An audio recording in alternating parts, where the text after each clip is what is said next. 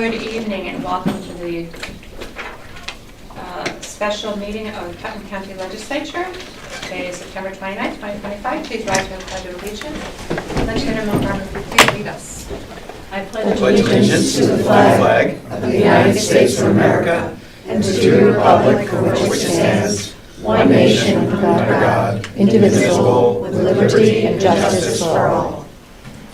Please remain standing for the legislative prayer. Legislator Adjournment, will you please lead the prayer? We seek blessings on the tasks before us. Bless our efforts with clear insight, our deliberations with wisdom, our work with clarity and accuracy, and our decisions with impartiality. Thank you.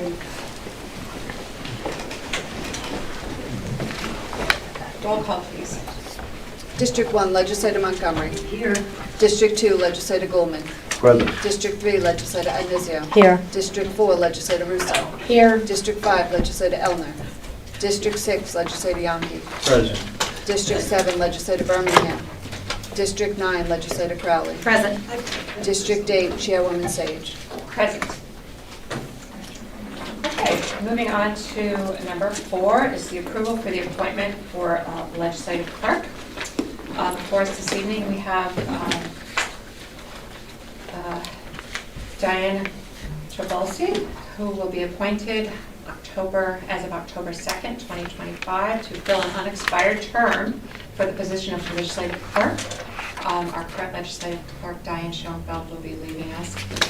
She'll be staying with us throughout the month of October to help us with budget. We're lucky to have her, but in the meantime, we need to appoint a new legislative clerk. I'll open up for discussion.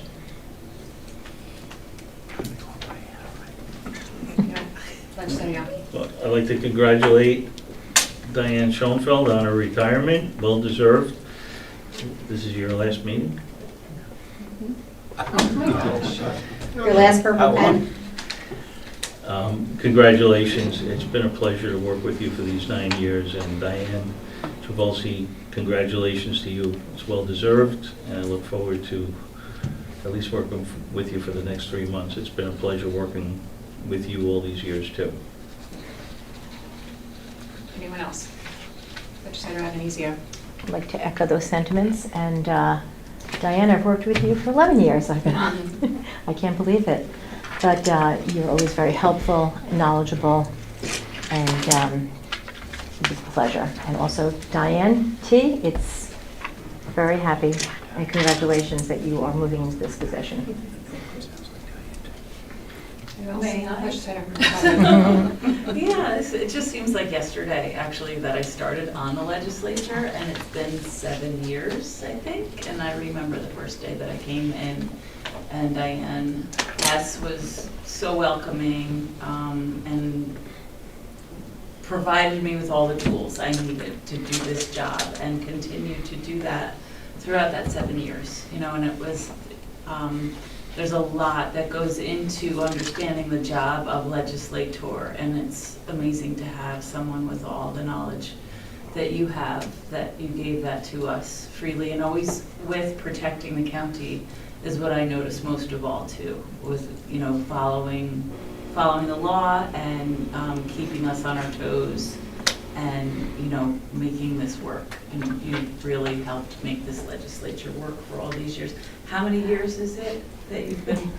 It's over 23 years. 22, over 22, almost 23 Yeah. years. So thank you. Wow. I know that's not what we're talking about tonight, but I just really want to thank you, because it does feel like yesterday, and I still feel like I have a lot to learn. And I'm sure that you know, your shoes are hard to fill, and I can't think of anyone better to fill them than Diane T. And I'm really happy that we have someone with such a great peaceful practice too, as a fellow yoga teacher, to help us along here to do this. So welcome.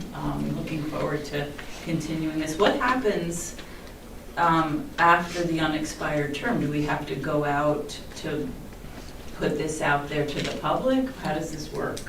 Does this, So the unexpired term, we will appoint we appoint Diane Diane T. T. For Diane S.'s Expired term. unexpired And then it's a term. reappointment. And then at our organization, our year-end meeting, we always appoint a clerk at the end, at the organizational meeting. No, it's now at The the year-end. year-end meeting in December. Mhm. So we'll appoint Diane For T. 3 for a years. full term in December, so that we always have a legislative clerk on hand for our January meeting, so we don't have any lag there. So we're not required to advertise, or are we required to do that? It's at the or- pleasure of the legislature, or the pleasure of the chair of the Okay. legislature, and of course our vote. The chair in To January. appoint, yes. Okay. December. December. December. Okay. I didn't know Yeah. how that worked, and, yeah. Well, we've got a good team, so thank you. Any other questions or comments? Well, first of all, go ahead. Legislator Goldman. Thank you, Chairwoman. 22 years is a long time. It's been a pleasure working with you. You have made the train run on time for the 12 years that I've been here, and it's 11 years, I mean. It's great. This is a wonderful milestone for you.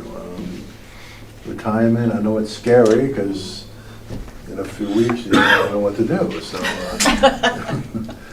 it is a big milestone. You are turning the page for another part of your life, which I'm very happy for you. Keep in touch. Don't let this disappear, which happens a lot of times. Thank you for everything. And Diane T., it's been great working with you in your capacity, and I'm looking forward to working with you as the clerk in the legislature. So, two good women, and it's a good thing. Thank you. Legislator Crowley. I know I'm one of the least senior legislators here, probably the most vocal, maybe. But I just want to say thank you to you for the past 2 years and 10 months of guidance and reflection and a lot of education. So thank you. And I hope you have a wonderful retirement. Thank you. Enjoy your children, your grandkids, cat, and all your plants. Does the plant stay or does the plant go? No, it stays. I had to get that, I had to see if that needs to go into the resume. And thank you for, what the whole office does. It's really very, very dedicated. Everybody's very dedicated, and we're thankful. Thanks. I couldn't have done it without them. Anyone else? Legislator Russo. So as the most recent, thank you for everything you did, and congratulations to Diane for stepping in your new role. Wish you both the best of luck. Thank you. Okay, so I guess I'll first of all, I would like to thank Diane as for all of your years of dedication and support here in the county, especially in the legislature. When a new legislator comes in, it's almost like an internship. The first year you're coming, you're the best teacher to mentor and to help us all find our footing and understand what we're doing at the time. You've been a pleasure to work with, a great leader of this wonderful team that we have here at the county. And we are going to miss you. But we'll look forward to seeing you here. Hopefully we'll see you at some full meetings. You could stop in and check in on us and see how we're doing. And I think you've really accounted for succession here at the county. You have a great team behind you coming up to the next level. And you've really made it easy for us as legislators to be able to put our faith in Diane T. She's been here at the county for 22 years. 22 years? The last 13 in the legislature. So we have a great clerk here that we're appointing tonight. I think it's to Diane S.'s credit that she created such a wonderful team, and we have all the confidence in Diane T. and the rest of our staff to continue the great legacy that you've helped create here in Putnam County and the legislature. So with that, I will make a motion to approve the resolution to appoint Diane Trabulsi as legislative clerk for a term, three-year period ending, 3-month term ending December 31st, 2025. Do I have a second? Second. All those in favor? Aye.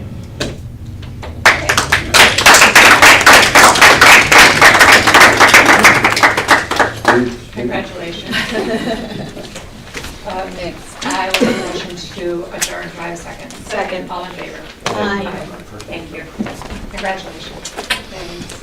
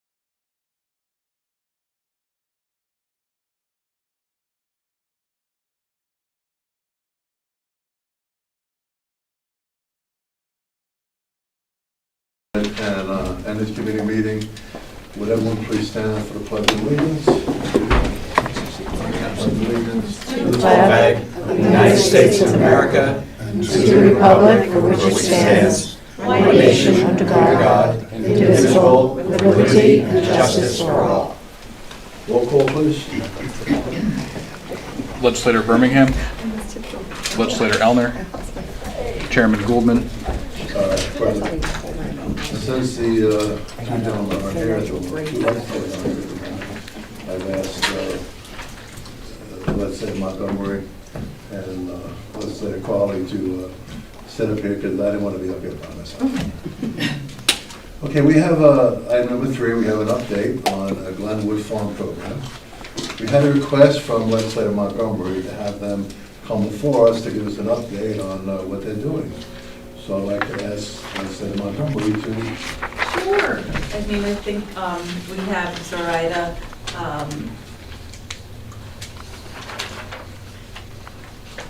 I know your last name. Lopez. Here today from Glynwood. And, you know, this is one of the things that we've considered doing throughout the year. You know, oftentimes we talk about outside agencies in our districts and in our county, and then we don't really know what they do or who they are. So, you know, this is an opportunity for an outside agency, this great one that I have in my district, Glynwood Farm, and for Zoraida, who is the Vice President of Communications and Development and Strategic Partnerships for Glynwood Farm, to tell us about their wonderful program, how they serve Putnam County. They're a major employer. They serve, you know, regional farming, and I'm going to hand it over to Zoraida to give her presentation. Just want to make a note because we're probably going to start the process of our ag plan revision, and that was one of my first experiences. When I moved back to New York from Oregon, one of the first things I did was I started attending the meetings that were held at Glynwood in 2004 for Putnam County to develop their ag plan. So here we are many years later, and we're just about to embark on doing that again, hopefully. So welcome. Thanks so much for having me. Thanks so much to Legislator Goulman and to Legislator Montgomery and to everyone here. I have been living in the Hudson Valley for about 12 years and love spending time in Putnam County with my family. I have a 4-year-old and a 10-year-old. We're often at Fonstock, and before I joined Glynwood, would spend a lot of time on the farm. So thank you to all you're doing for the community in Putnam County and beyond. I'm gonna just speak for roughly 10 minutes. Feel free to ask questions. I'm gonna talk about some of our programs at Glynwood. We have 19. I will not talk about all 19, but if you would like to visit the farm, feel free to just send me an email, and I would love to give anyone a tour so they can kind of see what we do on site. So our mission is to cultivate just and resilient food systems so farmers and the land and communities thrive. We consider ourselves kind of like a donut in the middle of Fon State Park. Glynwood's about 250 acres. We have a team of 30 plus with 9 members living in Putnam County, but all of us supporting Putnam County businesses, having relationships and partnerships with several businesses and community members, and the vast majority of our board members also have a residence within Putnam County. We break our work into 4 core strategies, our first being regenerative farming. We think very deeply about soil health. And we have an organic veg operation, an animal welfare certified livestock operation. We have our farm store. Within the past 12 months, between our farm store and lodging, Glynwood generated about $203,000 in taxable revenue, just doing kind of a 12-month look back. In preparation for this meeting. We train the next generation of farmers. We're embarking on our 20th year of our farmer training program. We've trained almost 100 farmers on our property. I'll talk a little bit about our food equity work and how it directly impacts Putnam County, and how we're building markets and movements, and I'll focus specifically on our grains and staple program. So on our farm, we demonstrate agricultural practices that really, as I mentioned, focus on the health of our soil. We have a rotational grazing operation. So when you come to the farm, you'll notice we have livestock, we have cows, we have pigs, we have 160 turkeys right now on our farm. We have laying hens, we have broiler chickens. We have over 60 different varieties of crops, full year-round CSA on our farm. And we think a lot about climate resiliency. We are building the second infrastructure project that we call our climate battery. So it's a greenhouse, and the greenhouse has this kind of network of tubing that allows us to hold warm air in it at night and then kick that warm air up when it's cold during the winter. So for many farmers that are thinking about our changing climate, that want to use less propane, it's a way for Glynwood to kind of test this product and think about how we can share what we're learning and take those risks to try innovative farming techniques. And share that with other farms within the Hudson Valley. So as I mentioned, we train farmers at Glynwood. We have 4 to 5 apprentices every year, having a mix between our veg operation and our livestock operation. The average New York State farmer is 65. So it's really important that we all think about who's gonna farm this land, right? the vast majority of folks that go through our program are still working in farming or food systems. Roughly 3/4 are still in these two industries. And at Glynwood, we don't just think about training farmers, but what happens when you are out into the field. So we have a business incubator program. We support new farms in their first 5 years of operation, because there are a lot of skills that you may not know. How do you connect with an attorney who may need to draw some papers for you? How are you making sure you're keeping accurate accountant procedures? And so we really kind of support new farmers once they leave our farm and kind of continue their farm journey. We have a craft program. We host a network of over 16 different farming events that connect new farmers and kind of more established farmers, where they can share different ideas and share knowledge. And we do that at Glynwood and at 15 other farms around the Hudson Valley. And for many farms, we're the site where their apprentices are learning kind of more of the healthy soils technical background part of being a farmer. So one of our core strategies is also thinking about food equity and food access, because farmers markets and healthy, nutritious, delicious local food is, you know, for many members of our community, it's unattainable. At Glynwood, we donate roughly 20 to 25% of our veg production and our livestock production to local frontline organizations. In our last fiscal year, we donated about 35,000 of our veg production operation to Phillipstown Pantry and Second Chance Foods, and about $15,000 in meat and eggs. And we donate a portion to the turkeys that we're growing right now. We donate them to Phillipstown Pantry as well. And this is something that, you know, we have noticed that these frontline organizations that we're working with, the desire for more is definitely there. We frequently tell an example of a family that our community partner, they thought this family that was getting food at a pantry, they thought they were vegetarian because they never took the meat, right? And then one day the family, the pantry had Glynwood meat, and the family took the meat, and they said, you know, it's not that we're vegetarians, we want good meat, we deserve good meat.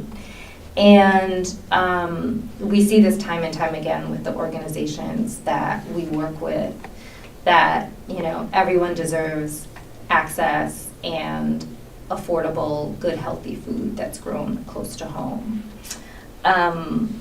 We also have a CSA as a SNAP program that offers CSA shares at half the cost or less to families that are on SNAP. Glynwood, our farm, is a pickup site in Putnam County, but there is always the need for more access to that program as well.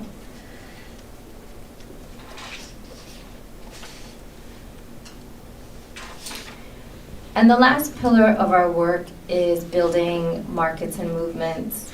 If anyone likes hard cider, Glynwood was really instrumental in bringing hard cider back to New York and really supporting organic apple growers and apple farmers throughout the state. The one project that I wanted to focus on when I think about our role growing markets and movements is our regional grains and staples program.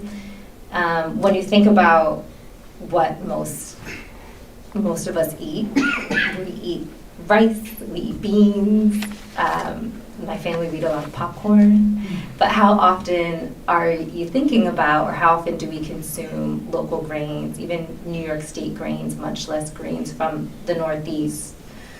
And we've seen a real effort for farmers, especially new farmers that want to think about producing grains, whether it's flour, whether it's beans, whether it's corn products. But it's a really, it's very hard to kind of get into grains production. We were the only organization in the county to be awarded a regional food systems infrastructure grant, and we'll be building a granary on site that farmers within Putnam County and throughout the Hudson Valley can access. We'll have the equipment to separate, as the wheat from the chaff. So we'll have all the equipment, we'll have storage, we'll have co-packing facilities, and we know from initial conversations, we're gonna be able to reach at least 30 farmers who want to produce grains but don't really have the equipment or the infrastructure to do so. So that should be built in the next year and a half. We have our design elements in place. The granary will be ADA accessible, and the lead designer on that project is also thinking very deeply around not just ADA accessibility, but just mobility issues within the space in general. So we're really excited to embark on that project on our property. And then briefly, I just wanted to talk about the Hudson Valley Farmer Relief Fund. Last March, when so many USDA funds were cut or frozen, we received countless calls from farmers throughout the Hudson Valley that didn't know what to do. And the way so many USDA funds work is you do the work and then you're reimbursed. And so these were farms that are already on a tight budget, that did so much work, thousands, sometimes tens of thousands of dollars in work, and couldn't afford to not be reimbursed, on top of an industry where the margins are already really, really tight. And so what we were able to do was partner with an anchor institution. We raised over $1 million in funding, about $1.1 to $9 million, and we distributed those funds to 44 farms throughout the Hudson Valley. We were able to give every farm that had their USDA funds frozen, we were able to give them 100% of what was frozen, and up to $100,000, and every farm that had their funds canceled, roughly 37%. And did that with no strings attached and said, you use the funds in whatever way you see fit to keep your farm afloat. And yeah, again, thank you for your time. If you have questions or want to visit the farm, please let me know. We'd love to have you. Thank you. Thanks. What a wonderful presentation. Thank you. Living in the metro New York area, most people don't realize that, they go to the grocery store and they pick up their food, they don't really know where it comes from. Right. And I do know that in America, small farms are disappearing and are being bought up by much larger corporate operations. And what you do by having the apprenticeships and the business incubator really helps the small farms. My family, I come from a farming situation in Texas. I live in New York. I lived on a farm, but I understand the process. Where my daughter and my grandson had no idea where the food comes from. That's what happens. So what you do is a very good thing, and I'm glad we have that locally. Any questions from the committee? I do have a couple of questions. Thank you so much.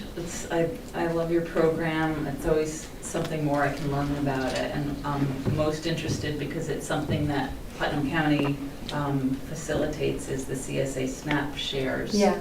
And and you don't have to answer this now. I don't expect as the director of communications you would know this, but how does that work? Like with Putnam County, say social services and the SNAP benefits. Is it something that a SNAP client brings to you and they can get a share of your program? Is that? Yeah, so it works just like any other, usually with the CSA, the average participant in a CSA, so Community Supported Agriculture. That's where you pay your farm at the beginning of the season. You pay up front for your share. And that allows the farmer to purchase the seeds and all the materials they need to grow food on their property. And then it can be every week, every other week, you pick up your share of that. The way SNAP works is there are a couple of kind of setbacks. With SNAP, you can't pay more than 2 weeks in advance. So even if someone wanted to pay the full share, right, they technically can't with SNAP.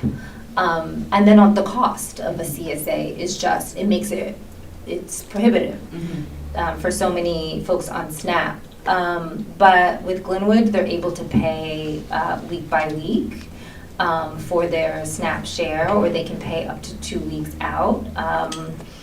And the way kind of our SNAP program works is someone will say, I want to participate in the CSA, and then we hold usually 10 to 12 shares aside for anyone who wants to participate in SNAP. And our CSAs is SNAP.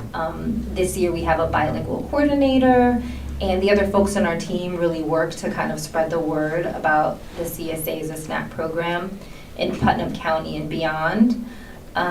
We are serving about 360 families throughout the Hudson Valley in New York City this year. By the end of next year, we're going to service almost 800 families. So we really want to scale it up. And we, it's, for me, as someone who works in Putnam County and I live in Beacon, I'm really focused on kind of these two areas. And I want to just make sure in the next year that as many folks that want to participate in the program can.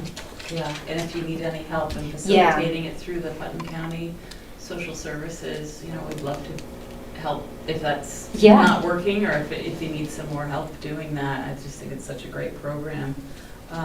And another question is, out of the $1.2 to $9 million that you distributed throughout the Hudson Valley to farmers, is that a program that will continue? Do you just keep raising raising that money? It was just to kind of help these farms get over the hump, of the initial shock. And we also lost funding, but we are totally fine as an organization. But for much smaller farms that are not, that may not kind of have the resources that we have, we just wanted to provide that support. So that was just to kind of get over the hump. If you could at some point, if tell us if there were any Putnam County farms. I can, I'll definitely do that.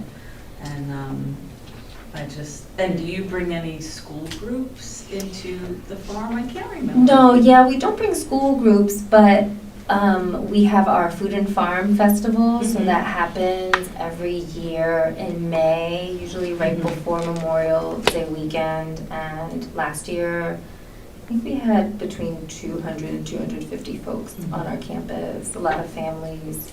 And that's a key way for families to kind of learn about our work. And then our farm store. I mean, every time if you go to the farm store, there are constantly kids there. We have a U-Pick field, and that's kind of a place where they're exploring the farm. But I know you're generous about letting schools use your facility for their foundation events and benefits. And one of the highlights of anything I've ever worked on was I was trying to get this program going in Putnam County for 10 years, and I couldn't ever figure out how to get it going. It was this program for veterans called Songwriting with Soldiers. Yes. And I finally figured out a way because I could use Glynwood as the retreat center to host a group of soldiers who got together with professional songwriters and were housed at Glynwood in this beautiful setting to write and work through with professional songwriters and produce 8 great songs out of it. So it was the space is used for things like that also. Yeah, I mean, we really do we do think of our site as a place for coalition building, and we're so fortunate to really have a beautiful, iconic campus. So we welcome community members. Last year, the Community Foundation of Hudson Valley hosted their Putnam County end of the year holiday gathering at Glynwood, and we welcome other Putnam County organizations to reach out to us and think about how we can partner. Maybe we can have a legislative retreat. That would be great. I mean, Yes. it's beautiful. It really is. Good idea. It's a beautiful Thank thing. you so much. Thank Any you. other questions from the I'm committee? just learning, it's wonderful. I see Nicole at the board meetings. Oh, good. Yeah. So I haven't had to speak with at the time or the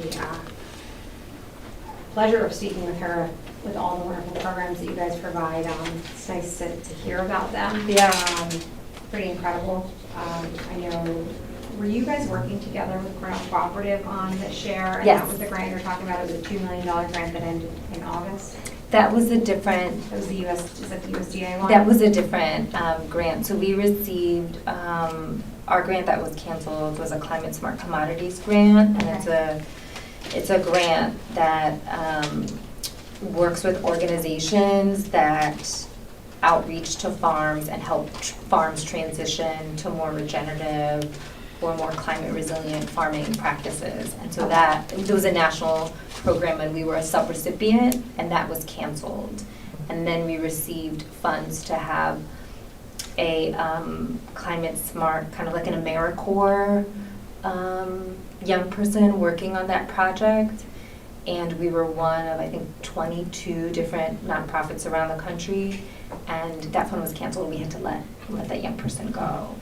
But you also had another one, I think, that We helps with the received. food trucks and the Meals on Wheels too, right? Right, Local so- farms were paid back for their crops and meat, whatever they Yeah. had. I think it was 1.3 million that went towards food, 700,000 went towards transportation. That ended in August. And I know you guys are a big part of that. Yeah, so that's our Food Sovereignty Fund. Yep. So the Food Sovereignty Fund works with small farms in the Hudson Valley, and we pay those farms up front, to produce food for like soup kitchens, food pantries, senior centers, after-school programs. It's a kind of full mix of frontline organizations. And last year we distributed, working with 22 farms, over $500,000 in food, and are on track to deliver around the same this year. Yeah, they were frozen too, right? So some were frozen to be able to continue to be distributed as well, which is pretty impressive. So it was year round. Yeah, some of those funds were absolutely frozen, and those were federal funds that kind of come through New York State funding. Yeah, the RFSI, the project that's supporting our granary build, that was another one that we applied for it maybe in the fall, and it was more than the fall. It took about 9 months for us to hear whether we received the funding or not, but the delays happened, but it came.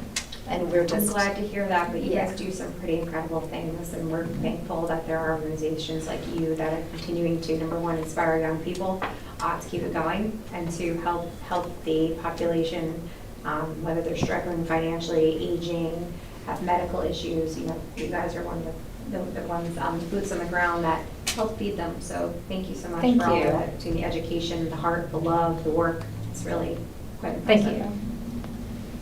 Any other legislators? Thank you. First, I would like to thank you for the presentation this evening. Absolutely support organic farming, and I think that's wonderful what you're doing. You had said that you support new farms in the first 5 years. So how does that actually process work? Is it free of charge, or do they have to pay? How does that? No, they don't pay. Everything So, is free for them. we fundraise for all of our Right. work, and we have a small cohort. Just saying so people know, because a lot of people Yeah. are not aware. Yeah, so we Mhm. have a small cohort of, usually it's roughly 5 or 6 Mhm. farms that we work with over a period of time. Some of the farms are farmers who, they may be a part of our Food Sovereignty Fund, or they may have gone through our apprenticeship program, but we have an application process, and our farmer training team reviews kind of the application pool and determines the kind of cohort for that year. And there's a lot of overlap, so in Mhm. 1 year you may have one farm that's been there for 3 years and another kind of new farm just coming in. Mhm. But yeah, we roughly have 5 to 7 farms that are involved in that. That's program. wonderful. And then your grain and staples program. Mhm. In the future, will there be any type of, that you would sell the grains? So, Because yeah. buying the whole grain is another, because I'm starting bread making, and Oh. you can buy the grain. Yeah. It's very hard to find, so that would be wonderful to have that in Putnam County. We do. So our Oh, farm that's store wonderful. has local, Oh. has grains from mainly throughout kind of the Northeast, a lot of Mhm. farms from further upstate. And it's really hard for any kind of grain farm to produce something in a small enough quantity and have an outlet to sell it, and then also have a place to test products. And so our farm store kind of serves as a way for a lot of these small grains farmers to test products. So we have all kinds of like flours and Oh, you do, okay. So if you make me Right. bread, Tony, I'll pick it up on my way. Okay, that's Yeah. great. You bring me the grain. Yes. We do have, in April every year, we host a home bakers meetup. Oh. So it's a meetup. We had over 100 home bakers. They make the most amazing displays, Wonderful. and everyone just eats all their food. It's so Okay, much so fun. I'll find this on your website. I will then. make sure. Okay, I'm going yes, on your that website. that you get an invite to our home Okay. bakers You meetup. better bring it to Thank work. you. Any other legislators have a comment, question? Thank you so much. Thank for you. coming. I appreciate the presentation. And you spoke about the, I've seen the apparatus, the building that you have with all the pipes going through it. Yes. For the. The climate battery. Uh-huh. Yeah. So you're building a new one? Is Yes. that correct? You're building another one? Uh-huh. I'm guessing the first one was a success? We're still collecting data on that because maybe it's about 2.5 years old now. This second model that we're building is slightly more affordable than our first model. And we have the space to do a second one. When we built the first one, we were just the second farm in the Hudson Valley to have one of these climate smart batteries. But, I was talking to one of our apprentices, and it's such an potentially important technology for farmers. We've noticed with that climate battery is we are the first farm that has tomatoes at the beginning of the season, and tomatoes are a cash crop for a farm. You get just such a good return on your investment with tomatoes, and as a farmer you want to be the first one out with tomatoes. Everyone wants tomatoes, and the climate battery just adds that extra stability for farmers to know what their yield is going to be and be the first one kind of out of the gate with that piece of produce. But we're really excited to be able to build a second one, to have the land and to have the funds to be able to do it. So if you come, it's like right in the middle of the build right now. So, so interesting. I've never seen anything like that before. Yeah. I was there through the Ag Board tour. Uh-huh. And it's kind of like I don't know what you call it, like a hot house or something like that you can maybe grow. Yeah. Fans with this, No, it's got So pipes it all has- the way through. the fan is what pushes the. Yeah, so there's a network. For the first one, we excavated about 8 feet down and took all the soil out of pretty much the footprint of a large hoop house. And there's this connection, this web of different pipes that connect to these larger 3 pipes on the side of this hoop house. And when the air gets above a certain temperature, these fans in the pipes suck the warm air down. And then when it gets below, I think when the soil is below like 45, 50 degrees, the warmer kicks up. Usually a farm has to rely on propane to keep it warm, right? That's how you keep your greenhouse warm in the winter. And it's not great for the earth, it's really expensive. And we're able to reduce our use of propane by at least 70%. Yeah, so it is a game changer. We're hoping with the second climate battery, because it was slightly cheaper, we should see a return on our investment in like 5 to 10 years. We're hoping that it's closer to 5. But all of this data, it's something that we hope to share with farmers. We're working closely with Cooper Union students, and they have kind of set up all these monitors that track like the soil temperature and when the fans kick on. And that's all information we hope to share with folks. Exciting news. Yeah. Thank you. Would you like to comment? Yeah, I just want to say thank you for the presentation. Everybody hears about Glynwood, but you guys are huge in the market, and I think it's great to educate everybody, so thank you. Thank you, yeah. And as Legislator Montgomery said, you know, if you want to host a retreat at Glynwood, we would love to have you. If you want to come for a tour, So love to have over you for here, a tour too. thank you. Let's It's been- take a look. Yeah. Anyone from the audience have any comments?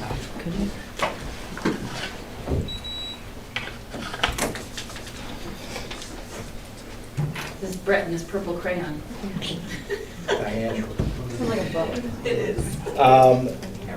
Ray Harris. But actually, I wanted to just speak as the Vice Chair and Treasurer of the Soil and Water Conservation District Board for Putnam County, because this is one of the farms that we fund through our AEM program and some other funding that we've done. And I talked last week in front of you guys about how important it is for when we spend money that we're really investing it so that when it's spent, it comes back. You know, Legislator Birmingham's famous for saying a nickel comes back dressed as a quarter. But as you heard from this presentation, we give a nickel to Glynwood, it comes back to Putnam County dressed as like $1. It's an incredible investment, what you do for our county, for our communities. These are the types of investments that make our county stronger, make our community stronger. We couldn't be more than happy to continue to partner with you throughout the different programs that we funded as a board. And just wanted to point that out as any other funding opportunities come up from this county. This is just obviously an investment that comes back and returns multiples for every dollar that we spend. So thank you. Thank you, I appreciate that. Thank you. Any other comments from the audience? Okay, I'll take you up on that. I would love to comment. All right, anytime. Thank you. Thank you so much. Thank you. Okay, moving on to item number 4. This is an FYI, unemployment report. Most recent numbers that we have is August 2025, 53,400 Putnam County residents were employed. Same time the month before, July 2025, 53,800 Putnam residents were employed. And same time last year, August 2024, 53,300 Putnam residents were employed. That's all I have, since we have no other business. Make a motion to close the meeting. Do I have a second? Second. All in favor? Aye. Thank you very much. Thank you.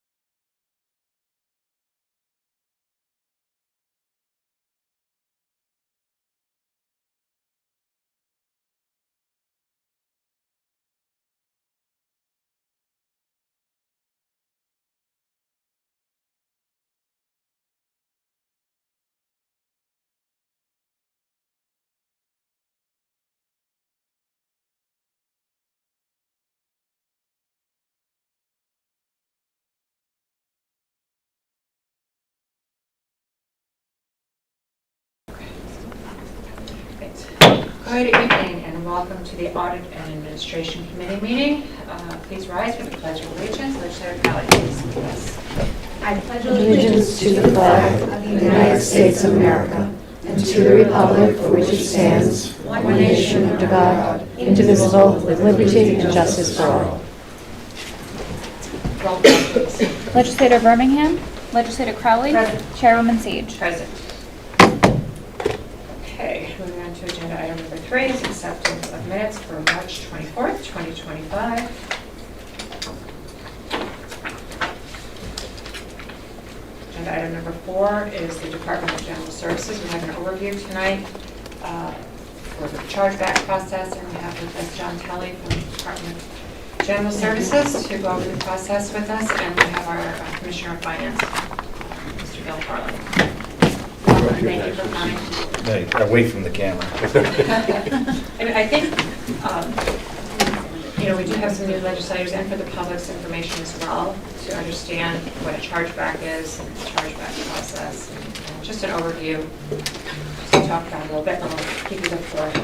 Well, thank you. Before I get started, I'd just like to say something personal about your clerk who retired.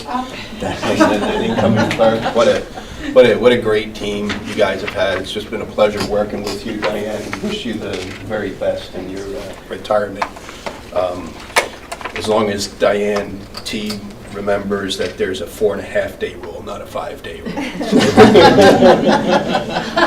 So we appreciate it. But thank you. And there's only probably a few people in the room, I know Bill Carlin is one of them, that remembers back when we really were actively using the chargeback process. It's not something new. It's something that we're kind of reintroducing in some ways to help resolve some of the confusion and questions that arose during the budget process last year. In my first stint as purchasing director, we actively used the chargeback process because the county had its own print shop. If you needed a form, it got printed in the print shop, and there was charges that were assessed on departments for the efforts made by the personnel and the consumables in the print shop. We had a warehouse where everything from pencils, erasers, paper, you name it, your staplers, everything was stored in warehouse, and it was shipped out to the departments, and departments were charged back for the central services inventory that was warehouse. Time goes on and the process have improved with Staples, Office Max. Somebody else is responsible for holding the inventory, and we don't lose inventory for shelf life. But that being said, I guess the purpose tonight is kind of just to explain how that process works in the modern world today versus when Bill and I were 30 years ago or so. Buddy. So the best example that I would like to kind of just highlight is how we handle postage currently. And if you recall, as you were going through the budget process last year, you really didn't see any departments budgeting a contractual expense for $4,000, other than a few, like maybe the county clerk, the Board of Elections, and tourism that have separate postage needs that are separate and apart from the delivery system and the pickup system that we provide through central services.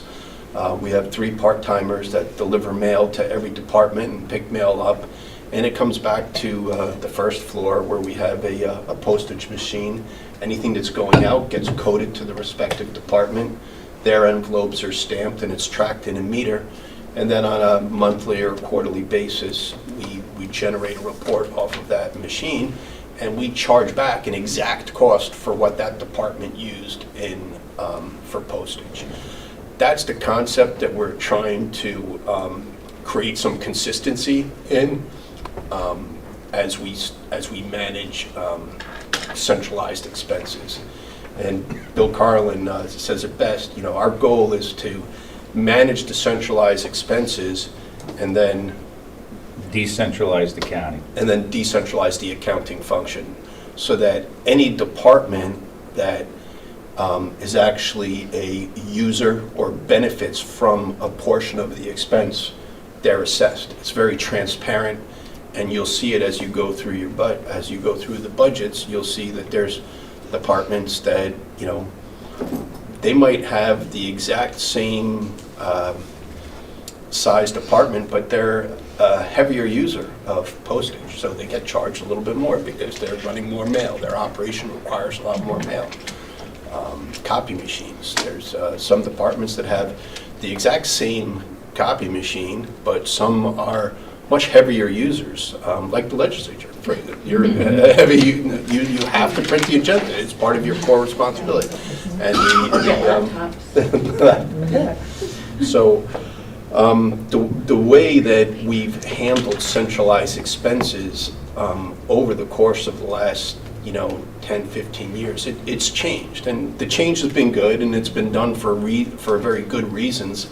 But now that we have a division of general services where there's responsibility for the management of those expenses, we want to take another look at increased usage of the chargebacks to gain some form of consistency in how it's used. And I think in doing so, it'll eliminate some of the confusion. If you want me to go into the details as to how an expense is tracked in a chargeback format versus traditional, the different ways that we've been centralizing expenses and assessing a department, we can do that. Mm-hmm.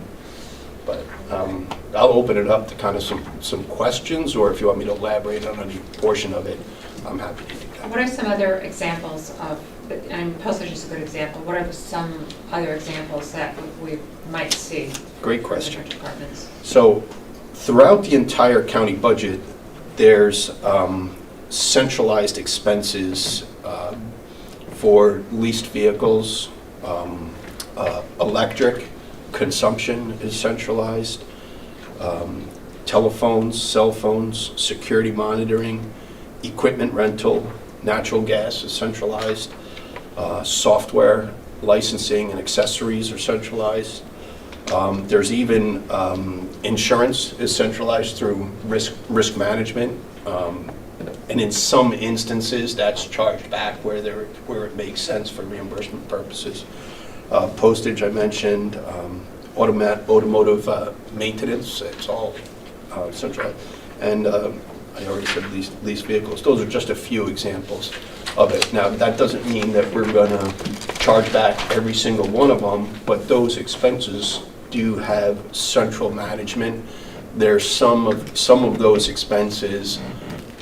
There's a cost allocation method that's a lot easier to manage and charge back to departments. I'm hopeful that we'll pick off a few of them and centralize those expenses in a chargeback format. What it basically does is, as you go through the budget, you'll see there's a 4,000 section, and then there's a 5,000 section. Equipment rental, I'll talk about that just briefly, because copy machines is a piece of equipment that every department rents. And so that would be an expense that's ripe for charging back to the departments based upon the machine that they have and their usage, cost per copy, you get assessed a charge. But that's not the only equipment rental that exists in the county. So when you're looking at the budget, you're going to see that there's some equipment rental lines, for example, in DPW or parks, where they rent specialized equipment for their operation. We're not charging that back. We're going to capture that copier expense and isolate that as a centralized expense, manage it, and charge back the cost to the respective department. So does that answer your question? Yeah, I think so. And when you talked about the other examples, how do you determine, so for example, electricity versus postage? How do you determine which particular lines are charged back? So that's a really good question. With electricity and natural gas, everything is metered. Every building is metered. So you only see, and for the last few years, you only see one line item in the budget for the total electric spend and the natural gas spend. but we can break that down to you by building. It's not right to charge back electric to a department because not every department has a meter, so you don't know exactly what it is. But if we had to, you could allocate that expense based upon square footage or other allocation formula that the commissioner would approve. But basically, it ties into what we call building accounts. So every building has a code, and so the meter that's generating the electricity, that has a number assigned to it by the utility company. The cost comes in, that cost is assigned to the building code. So if you ever wanted to dispose of a facility, we could run a report on what are the charges from natural gas, electric, and a few other expenses that are charged to that building. So by shedding that property, you've also shed certain other expenses that go along with it. And just one more thing for the Commissioner of Finance. So you said to put the chargebacks for the decentralized budget process. So the decentralized budget process puts it into each department, Right. the expenses to each department. You mentioned about the allocation, the accounting on that. How is that allocated, and how do? So on the expense side for postage, you have an account. It's 4614. 40. Yeah. What is it? 4314. Thanks, Michelle. 4314. There's a corresponding chargeback expense that's 5514 account. And so the Department of General Services will incur the actual expense for paying the bills associated with postage. We write a check to the postmaster that funds the meter. The meter then distributes how much expense was charged to each department, and then the department, we budget what their estimated expense is going to be. In doing so, you've created the same expense in two places in the budget. Essentially, let's just assume it's $100,000 for the course of the year in the central services budget for postage. That $100,000 is also allocated in a chargeback line to the department. The department will incur the raised by taxation or through use of other departmental revenues or grants that offsets that expense. They will incur the responsibility for the revenue equal to their budgeted appropriation for postage. So, a heavy user might have a $10,000 budget in their chargeback line for postage, but at the bottom line, when you look to see how much that department cost you and raised by taxation, if postage was the only expense, you would see that they had an offsetting revenue where they got state, federal, or grant aid to offset that $10,000, or it was strictly raised by taxation to get to that $10,000. Yes, I'm sorry. Yep. Thank you so much. Chairman, I have a question. So chargebacks, gas is being one of them, correct? Gasoline, yeah. So how do you go about auditing gas for the departments, aside from mileage? I mean, there's take-home cars, different people, different jobs, going different places. I know some call it in, some don't. How do you go about auditing that? So we provide the departments with a report. We do monitor the gas through what we call a WEX program. Every vehicle has a WEX card assigned to it. Every employee who is authorized to drive a county vehicle has a code that they use. So if you have a department like social services or OSR where multiple employees may be allowed to use multiple different cars, depending upon who fuels it up, they would use the WEX car assigned to that card and they put in their code, and then we can track the actual consumption of fuel to the miles driven. If that answers your question. Yeah. So there's a few outliers in there that we we could try to tighten up. The technology is not quite there for, DPW when they have to fill up their weed whackers, their lawn mowers, their snow blowers. We're not drilled down to, how much that backpack blower used in gasoline or how much that weed whacker used in gasoline. So we do have cards that they can use for fueling up their miscellaneous, gas-powered equipment and things like that. But there are ways. We have some ideas for even tightening that up in the future too. So. Just wondering how that was. Yeah. Because it's kind of a And there's no wonky system. If everybody, uses a different system, different mileage, going all over. Yeah. There's no different information. jobs. There's no information that we gather from the WEX system that you don't see in your personal transactions, right? So if you're traveling and you use a credit card to pay for your gasoline and you get your statement at the end of the month and you happen to be in, Connecticut at Costco, it's going to show, right? The WEX works the same way. There's hundreds of gas stations in our region that you can use and throughout the entire United States that you can use, but the report will show where that gas station was, where you've filled up your tank, how much you put in it. We get problems from time to time, because there's a control that's used before you can fuel the vehicle. You have to put in the odometer. So if you put in an odometer reading that's a lower odometer than the last time it was entered, it will trip up the system. So that's the control to make sure that no fictitious numbers are plugged in. We consistently will see that. So you're able to line up the amount of miles that each car was driven appropriately during the work schedule compared to if it wasn't during the work schedule? I think we could probably, any type of information like that, we could probably pull it out. What time the vehicles were fueled, Sheriff's Department vehicles, emergency services vehicles, transit vehicles, they're fueled at various times of the day. Transit is specifically fueled in one location. Sheriff's Department, and it has, that program has saved an awful lot in what I call indirect cost savings and productivity, where back in the day, the sheriff's office and various departments, they had to go to a designated fuel pump operated by the county.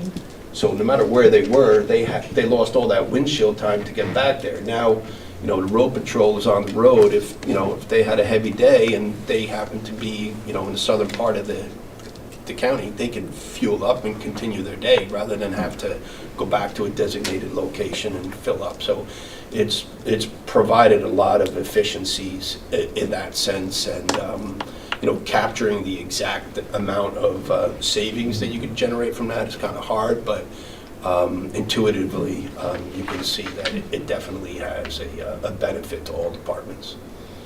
Thank you, Chairwoman. This is a good thing, actually, because it is a more accurate way to figure out expenses. It's just going to be a wash, no extra expenses being done. It's just we know exactly where it's going to be. So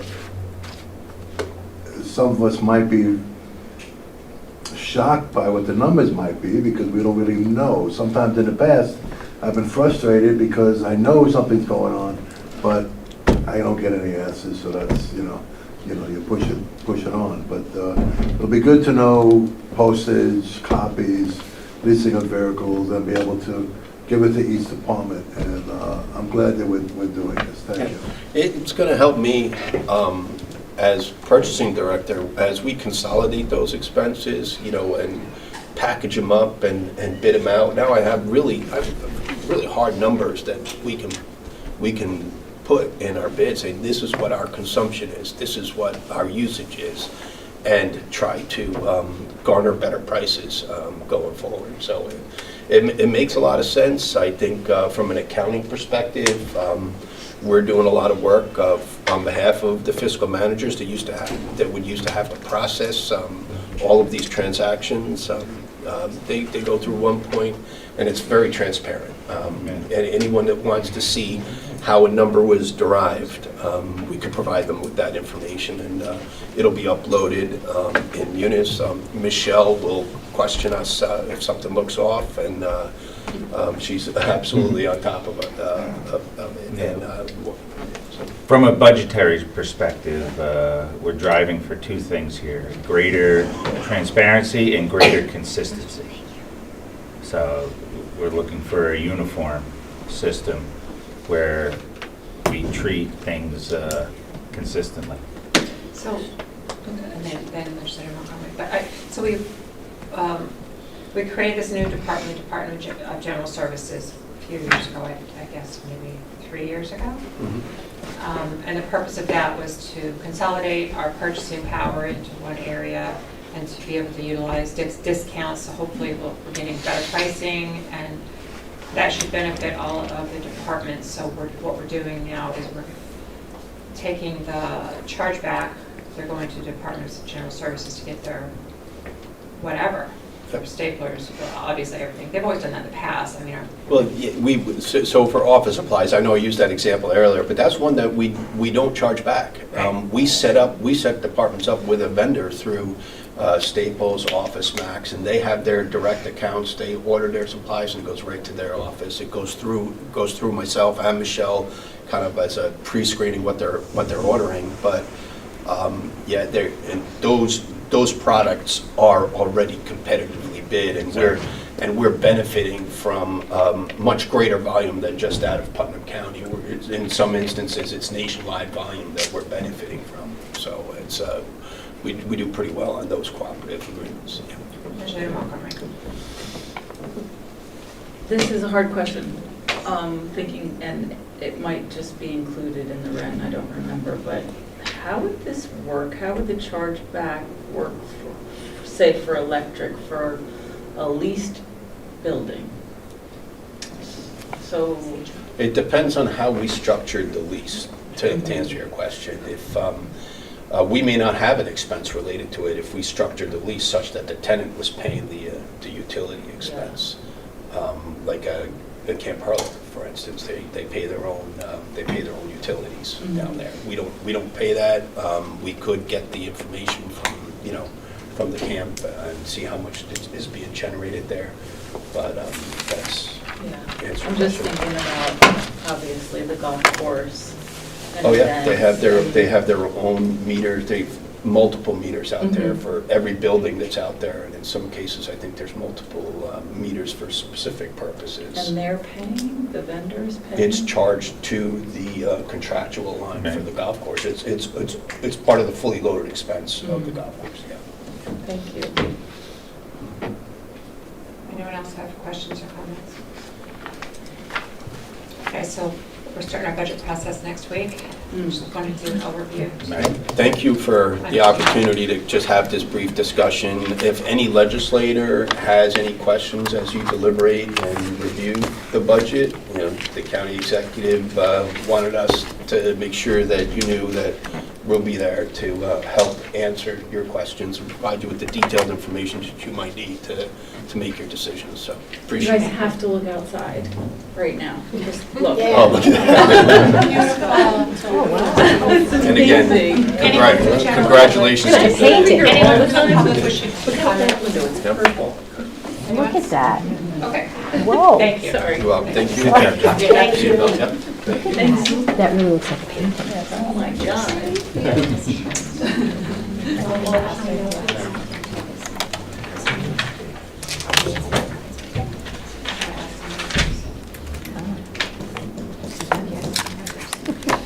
Tornado. Really? I'm sorry. I'm just going to ask, we have some items that legislator probably may not be able to vote on, so would you mind saying? Sure. His popularity. I want music to go along with this, the musical chairs, though, I really do. Yes, I'd like to just appoint legislator Montgomery to sit in on the rest of the remaining of As the long as I can keep looking out the window, I'll be fine. In my ADD.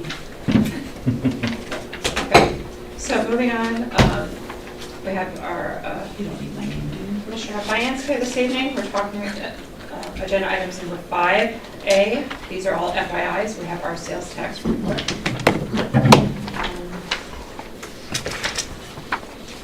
And really jumps up. It's pretty.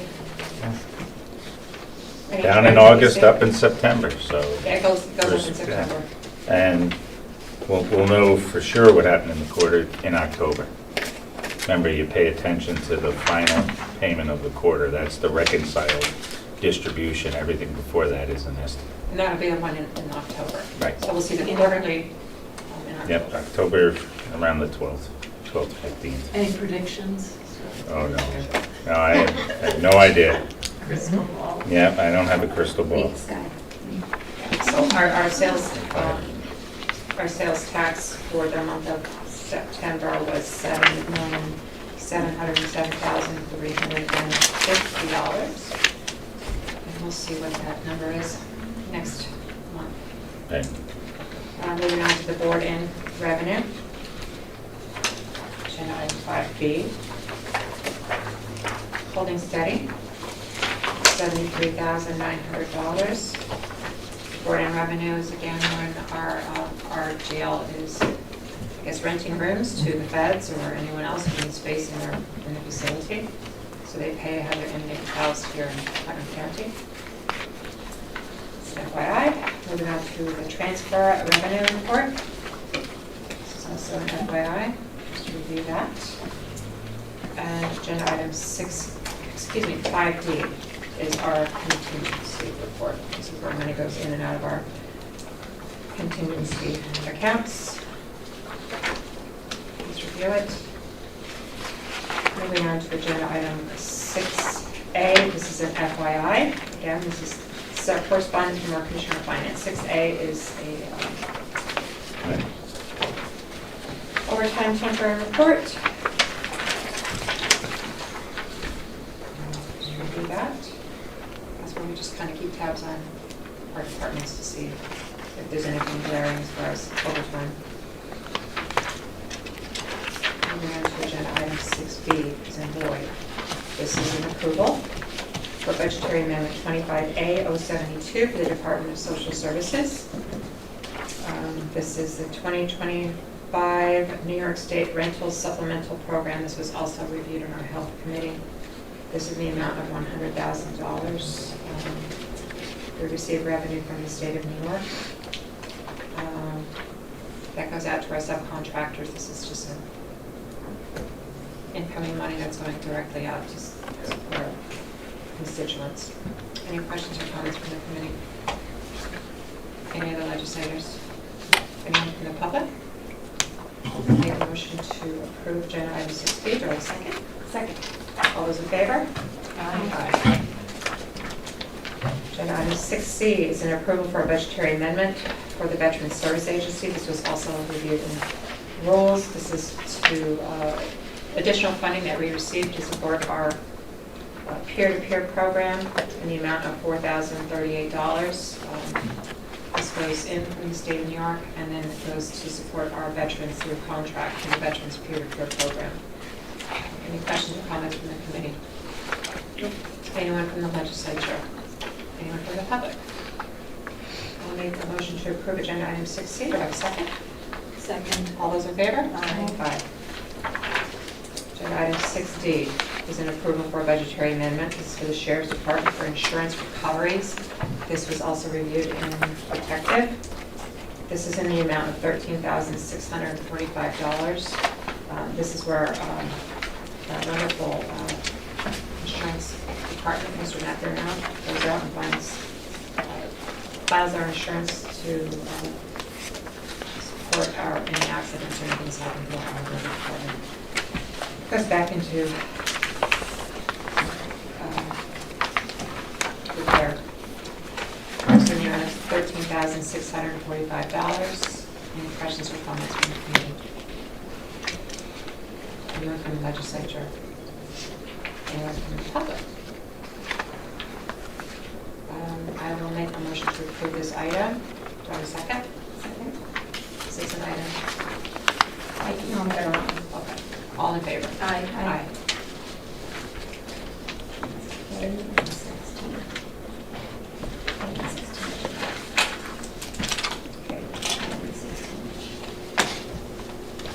All right, so moving on to agenda item 6E, approval for a budgetary amendment for the Department of Social Services.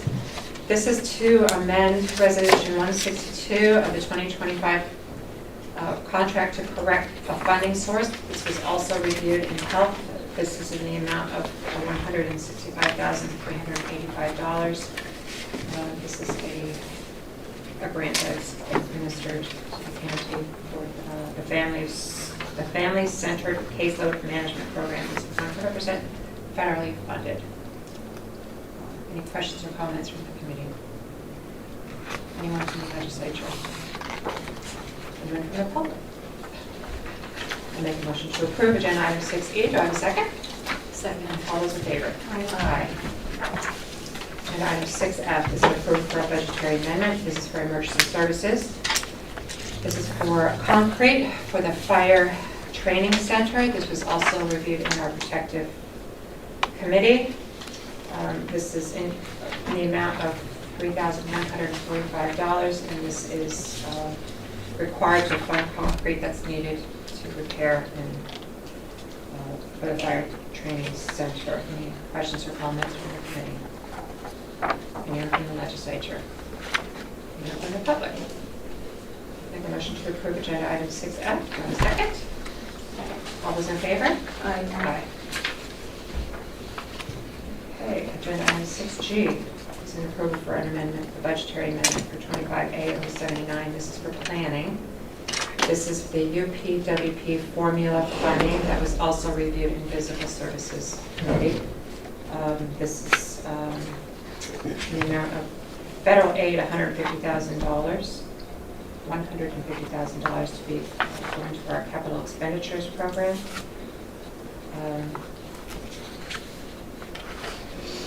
And this is increasing our federal aid. Yep, and it helps offset the salary staff time. So that's why you're putting money into contingency. Okay, so money's going into contingency to help support the. Yes. And that's That's a good thing. A good use for this. Any other questions or comments? But it's to support the study. It's to support the study? It's supposed, it's to So I'm support really- that program, the whole UPWP program. There's consultant monies and there's staff time monies. Yeah, I just want to thank the Yeah. planning department for going for Oh, this. yes. And this is They do a something great job with this. Really much needed in the county as we examine our transportation, our existing public transportation services in Putnam and develop strategies to improve it. It's one of the things that's most needed throughout the county. Anyone else from the committee? Any other legislator? Anyone from the public? Okay, I will make a motion to approve agenda item 6G. Do I have a second? Second. All those in favor? Aye. And moving on to agenda item 6H. This is a budgetary amendment, 25A080 from Finance. This is to account for the receipt of the Empire State Development Grant for the Terry Hill Road improvements. This is also reviewed in our Physical Services Committee. This is in the amount of $500,000. We're increasing our capital fund appropriations to $100,000 for our Terry Hill. Increasing revenues from our state aid, $500,000. And is that a county contribution, the $100,000? Yes. And we are decreasing our bond proceeds. Right. So there's zero fiscal impact. Any questions or comments from the committee? Just a comment. Is anything involving infrastructure improvements, especially, I mean, I don't live on this side of the county, but I'm really happy to see these improvements on Route 311. Yeah. And much. Oh, absolutely. Yeah, the contribution, it actually isn't the county, it's from us. But what's happening is the Empire State Grant, again, credit to Commissioner Barossa, is being used to offset what we would have borrowed for this project. I like infrastructure projects and improvements, especially I on like the them roads. too. A lot are getting done. Yeah, very much. I think that really affects our constituents. Yes, They see it every day. Yep. Shout out to her for getting the money and then Commissioner Fury for using it. Absolutely. There- Keeping our roads safe Yeah. and better. Any other questions or comments from any other legislator? Anyone from the public? Okay, I'll make a motion to approve agenda item 6H. Do I have a second? Second. All those in favor? Aye. Okay, we're on to agenda item 6I. This is an approval for a budgetary amendment, 25A-081 for the Health Department. This is disbursements for the JUUL settlement. This was also reviewed in Health. We are receiving drips and drafts from the JUUL settlement. We received $191,650. That is being used to, being appropriated to contracts, supplies, promotional materials, food, vehicle leasing, and other chargeback auto insurance and other line items. I know you've reviewed it in Health. I would just point out it's targeted funds. The Health Department has to make sure that they conform to the uses as defined by the Attorney General in the settlement. And this is being Right, and none of this money will end up in the general fund surplus, so to say. It'll be rolled over into a reserve. So if they don't use it this year, it can't. Right, roll over. yes, until it is used and those uses conform, again, with the terms of the agreement. Okay. Any questions or comments from the committee?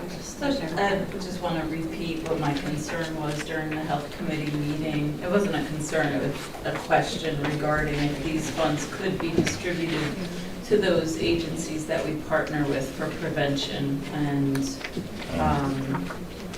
I know our Health Department has a broad reach throughout the county. I also know they're understaffed. Most recently, we announced that we can't provide flu shot clinics to our schools because of our nursing shortage. And I think it's great that we're doing this and we have this money. I do think that we can find ways to get those partners in mental health to facilitate some of those programs as well. I'm just saying that not quite knowing, what the vehicle expense or the food expense or even what is the contract expense at $174,000. And I know that was explained at the meeting and I can review it again, but as we are short-staffed in the county, we have different partners throughout the county, I think, who could help us with these programs in education and prevention especially, which I hope this is going to be used for mostly. Brought up excellent questions, but they're all for Rianne. Right. And we brought them up during the Yeah. Health Committee meeting. I just wanted to repeat it. I'll repeat it again at the fall. They do have a pretty good description of each category that they're using the funding for in the backup, so anybody from the public can pull up and read all this information. And then we'll continue to monitor this at the legislature just to make sure the funding is going to the appropriate places. Any other questions from the committee? Any other legislators have questions or comments? Anyone from the public? Okay, I'll make a motion to approve agenda item 6I. Do I have a second? Second. All those in favor? Aye. Okay, 6J is an approval for a budgetary amendment. This is for the Department of Social Services, again reviewed in our Health Committee. This is for opioid settlement funds in the amount of $37,542. Yeah, it's not new money. Their fourth quarter expenditure, they were waiting for the proper documentation, our DSS department, mental health department. And, when the books were closed, it wasn't resolved yet, so we're just putting the money back. So the money's going back in. Yes. Any other questions or comments from the committee? Any other legislators? Anyone from the public? Okay, I will make a motion to approve agenda item 6J. Do I have a second? Second. All those in favor? Aye. Okay, agenda item 6K. I will be recusing myself from 6K because my husband is employed by the sheriff's department and happens to work in the civil department. Agenda item 6K, this is an approval for a budgetary amendment, 25A084 for the Sheriff's Department. This is for the Civil Division. This is insurance recoveries in the amount of $977.55. This was also reviewed and protected. And again, this is recoveries that comes through our insurance companies. It goes to repair items, automotive that's been in an accident. This is coming from State Farm. Any questions or comments from the committee? Any other legislators? Anyone from the public? Okay, I'll make a motion to approve agenda item 6K. Do I have a second? Second. Roll call. Legislator Montgomery? Aye. Legislator Crowley, sorry. Abstain due to my previous stated reason. Chairwoman Sage? Yes. Motion carries. Thank you. Agenda item 6L. This is approval for a budgetary amendment for the Emergency Services Department. This is a receipt of hazard mitigation grant in the amount of $112,500. This is a grant that's going to go out to consultants. And we're reviewing our hazard mitigation in Putnam County. It's going to be throughout the county departments. Any questions or comments? Just a comment. I always like these opportunities. We have to do this every 5 years. When I was on the town board, it was an opportunity for the towns and villages to work closely with the county. And these plans, the hazard mitigation plan is a really critical plan to produce and show when we have disasters throughout the county and have to get reimbursed by FEMA. And if we didn't have an updated plan, it would be more difficult to get the funding to recover from those storms. So I'm looking forward to this because I think things have drastically changed in the county based on the storms we're getting. So I hope we hire a great consultant and look at it really carefully because it's a really important thing. I'd also like to thank Commissioner Lipton for applying for these grants for the benefit of the Emergency Services Department. Any other questions or comments from the committee? Anyone from the legislature? The public? I'll make a motion to approve agenda item 6L. Second. All those in favor? Aye. Aye. 6M. This is a budgetary amendment for the Sheriff's Department for reimbursements for the 2025 holiday DRE callouts and DWI crackdowns. This was also reviewed in Detective. This is in the amount of $4,649.96. Any questions or comments from the committee? Any other legislators? No, good job. Anyone from the public? Great, I'll make a motion to approve 6M. Second. All those in favor? Aye. 610 is for the Sheriff's Department, for the BCI Division, for reimbursement for instruction that was given at New Paltz College. This was also reviewed in Protective. We have a BCI officer who is teaching at New Paltz, and we get reimbursed for that, for their overtime and Social Security, in the amount of $632.52. I'd like to thank this officer for supporting the instructor, Kevin Gradovich, for his work in the community, instructing other people. Any questions or comments from the committee? Any legislators? Anyone from the public? Okay, I will make a motion to approve agenda item 6N and second. All those in favor? Aye. Agenda item 6O is an approval for a budgetary amendment, 25A088. This is for finance. This is to fund the Cornell Cooperative Extension Tree Seedling Program. This is using Part C Soil and Water Conservation District funds. This is in the amount of $8,000. And I know this planning has to really happen early so we can get the orders in, so we can order it, so we can have everything lined up. So it has to start now to order. Yes, sir, Carly. I know I sent a memo Friday. Yep, I got it. And you want it now, I was gonna include this in it. Yeah, you can include it, and then can it be emailed to me, please, as Sure. well, and to the soil and water departments, or the soil and water, Sure. because I know they have their files Did you want to too. tell the public what you're She wanted to know the Part B I and wanted- C funds. Part A funds, there's no separate account, that's used to offset costs, but we have two trust funds, Part B and Part C. Right, so are we able to get Part A so we can see what they're broken down each month and see kind of where? But yeah, but A is used as a part of the budget. It's the $60,000 revenue offset It's used in the for soil and water somebody's- budget, yes. Somebody's, Yep, all the expenses in so the in the soil and $60,000 water would budget. go to somebody's paycheck, correct? Or Well, fund- yeah, fund it offsets It the offsets- budget. It's not only salary, it's everything in the line. So we can't see a breakdown of what A funds?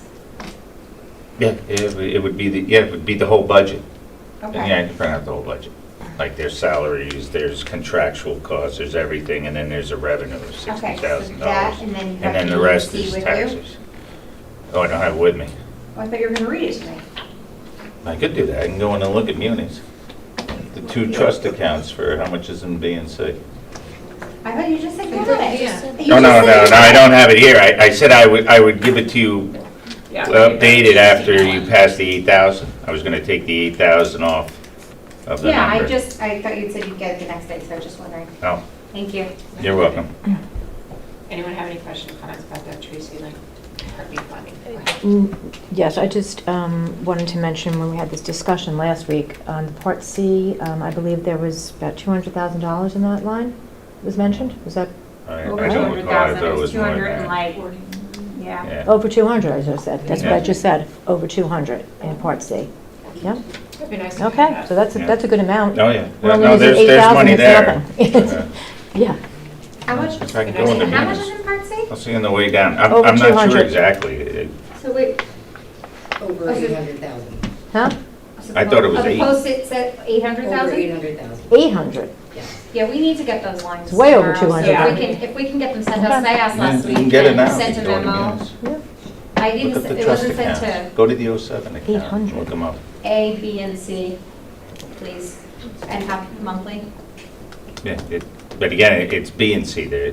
But A I is wanna always see- used. Yeah, I understand, but I want to see what A is being used for. I think that's fair, right, to see what the No, breakdown that's is. fine, yeah. It's I just think we all take should be used to that. take the adopted budget. We've never seen any of it before. Have you seen? I don't think we've seen. Not like a breakdown. Yeah. Okay. Like out of soil and I water. think that's- committee, I think but that's- it's just a general budget. Okay. Yeah, no, Not a we've breakdown never for it. seen it. We've just seen money taken from it. I think that's the point that I want to see like Right. kind of a starting, a foundation of kind of what we're doing with it, and then from there, we're good. Okay. And then monthly, B and C, we're pulling from the same amount every month from A, correct? Well, yeah, You're starting- A is in the adopted budget. I Right. guess I'm not explaining myself Yeah. well, but, and A, when we get the revenue, is credited to that budget line to use to offset the costs of the 8745 responsibility code. Any questions or comments from the committee? Regarding this program, it's a great program and really popular, and I appreciate the Soil and Water Board and Cornell Cooperative for supporting it. I like that they provide affordable conservation plant materials to the public and advance the environmental stewardship. There's a lot of that work happening in my district. The state just did a huge project down at Dockside Park, and it's a wonderful public park, open to everybody, and there's lots of other organizations throughout my district that are working on removing invasives, and maybe I'll take advantage of this seedling sales. It's a lot of work. We have a lot of volunteers that go into doing this. Last year, we weren't able to have it because it was too late getting the order in, I think, last year. will love this program. Yeah, and it's local New York plants, so if there's something you want to, Legislator Russo. So I also want to say that I support this program. I know a lot of people that use it. I was disappointed last year, being appointed to the Soil and Water Board and then finding out timing was off and it didn't happen. So I'm happy to say, and I'm happy to see that it got passed or is getting passed and approved, and the timing is right. Like you said, it is native plants and trees and stuff for New York, so I think it's a great program. Any other legislators, commissioner comments? Anyone from the public? I can I see think it. you guys knew I was here for this one. I'll sign in after, if that's all right. So I would speak as the current chair of Soil and Water Conservation District. And, you know, to Laura's point was, I think, last year and I think in the years past, it had kind of ping-ponged over, did the general fund, did the county fund the Cornell Seedling program, or did the Conservation District fund the program? And that, I think, has happened because the more I've dug, which I didn't want to dig, was that the Soil and Water Conservation District for this county is treated like a department. I don't even know what's happening. It was Sorry, we're having technical difficulties. I fixed it. Okay. Our mics aren't working, so we're just trying to figure that out. They Thank do you. now. Check that out. They're working. Okay, continue. So the district was treated like a department, where in any other county, any other district in the state, I think we've all recognized it's an independent subdivision of local government. So it's not a department of the county. But in all budgeting, everything, and in all authority, it functions like a county department. And I think that makes it impossible for people in the role of district manager, which like currently is Neil Tolman, previously was Lori Taylor. It's not a department because they're not the department head, right?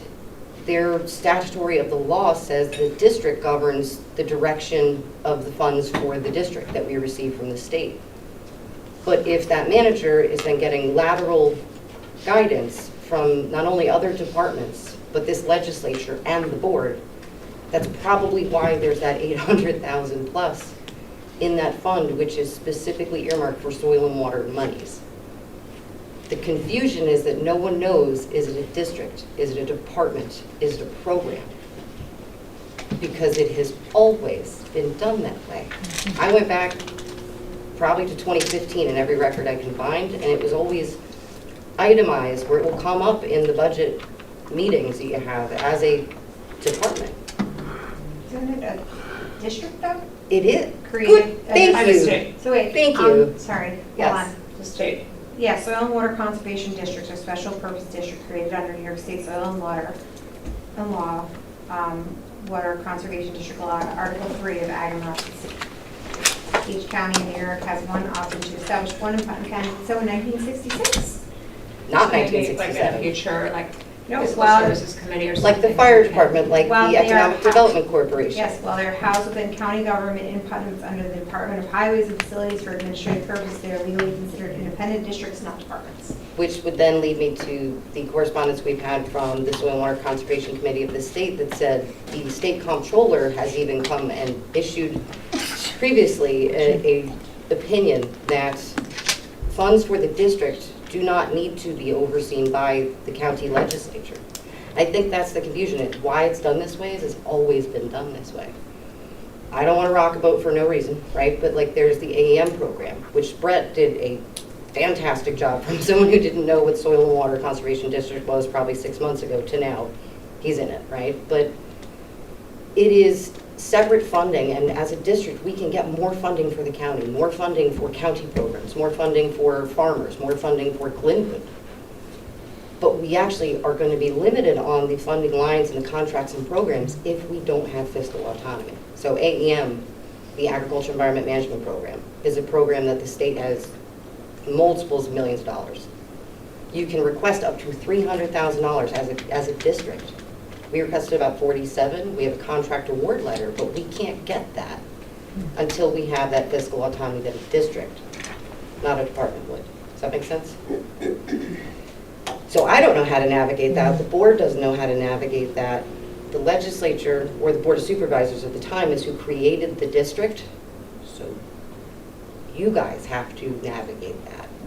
Because the district can be a huge resource for county, for MS4 programs, for everything, for lake communities, for all the things that don't need to come out of the general funds that are given earmarked specifically for soil and water stuff. So I think to clarify that, I know you're going to be right in budget season, so it's going to come up, which is why I wanted to speak on it now to clarify that it is a district. We've just never treated it like a district. So if there's questions, if there's a way that we can get onto a special agenda to discuss what that is, what is the soil and water, how much funding is there that we're actually missing out on because of our structure, I think that would be a great thing to do, just not to change it for no reason, but to change it to give it the ability to do the best thing it can for this county. Through the chair. The Soil and Water District is similar in some respects to the Ag Board, had an enabling statute in 1966, and it created the district. As part and parcel to creating the district, there was this sort of hybrid support from the county. So the county basically took care of the accounting, the insurance, the IT, the legal support, and everything. And with that came this responsibility of the county to oversee everything. One of the misunderstandings is that with that structure is that the legislature is approving the funds. That isn't exactly what is supposed to be happening. What's supposed to be happening is that the legislature is overseeing the funds to make sure that they're being used for appropriate Part C purposes. And somehow, and I certainly wasn't a part of this back in 1966, but somehow during the course of this time frame, it's sort of been lost in the sauce as to how it was supposed to be structured.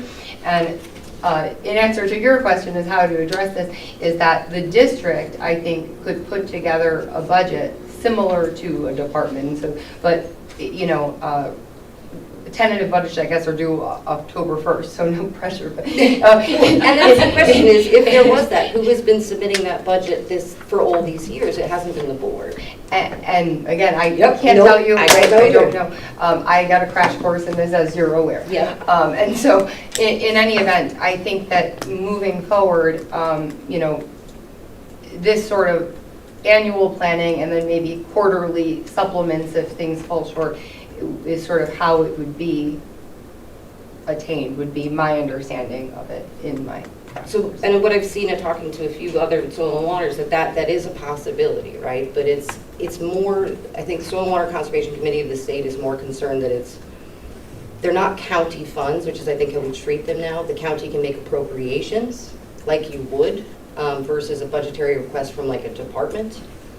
Not that that's a problem today, but what we've heard as a board is that that will be a problem very soon. It'll be a problem with certain programs now, where we may lose that $47,000 from AEM if we can't sort it out. But further, that it limits us in the structure we are. And they're not saying you cannot do that, but they are starting to draw the line of how long and what is the benefit. You know, the legislature appoints the people to the board that is the oversight. The state comptroller has said it's not mandatory because the oversight is by the Soil and Water Conservation Committee, which is why we submit our annual plans of work to them, why we have the performance measures. We don't do our job as a board, as a district, they don't give us money. So I understand there are definitely, if there are appropriations made or there's budget, you know, provided to the Soil and Water Conservation District, the county needs to have oversight. Or are we doing the proper thing with those appropriations? I think it's just that confusion because it's always been done a certain way and probably not the most optimal functioning way. I don't think anyone knew what the Soil and Water District can provide and what we're possibly going to lose moving forward. And through the chair, one sort of analogous thing that you might remember is way back, I know Ms. Adonisio would remember, is with the forfeiture program for the DA's office. Those are specifically earmarked funds for a specific purpose for which the DA gets to say what it's done for and what prosecutorial purpose it would be used for. Similarly, the Soil and Water District is able to say what they're using it for, and it's just a circumstance of oversight Right. It's supposed to happen. That's a very sort of analogous situation. And in terms of the function, part of the problem that the Soil Water Board has had, from my understanding, and you can correct me if I'm wrong, is that there's this delay in the process if they have to go item by item for approval, as opposed to having a budget funded that they've given you a presentation for, this is the sort of projects like this, like, you know, we just heard tonight, these are the things that we assist with, and this is our budget for the year, and that we'll come in quarterly for updates to show you what we've been using it for and things like that. But that allows them to have action funds that they can use, that they don't have to wait some 45 days. And considering what their purpose is, that makes sense, because if someone's having huge flooding problem on their property, that needs to be addressed today. I mean, if your house is having water come into it or something like that and you're seeking assistance, you can't wait 45 days to get help with that. And so I think that that's I think where this disconnect is coming. And because they haven't been able to get through this process, they miss out on projects, they miss out on opportunities for things that they can use this money for. And we've accumulated $800,000 plus that aren't being used.